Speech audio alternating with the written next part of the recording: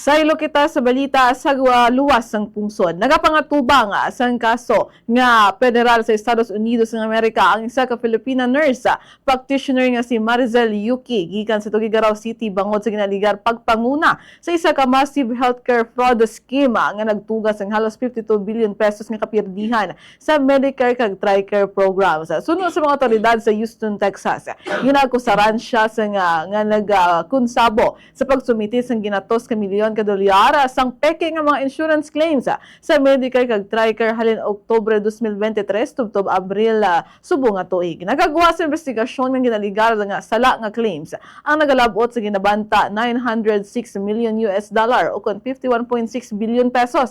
Kung sa diin ang grupo ginaligar na kabaton sa 297 million US dollar kag gingamit sa pag-operate sang apat ka wound clinics sa nagkalain-lain nga estado sa Estados Unidos ng Amerika. Lakip man sa reklamo ang illegal kickback sa pasipikasyon sa medical records, money laundering kag ginaligar pagbaka sa malahalong nga propiedad samtang ginathag man sang korte nga ginakabig pa ini nga inosente tubtob hindi mapamatud-an nga guilty.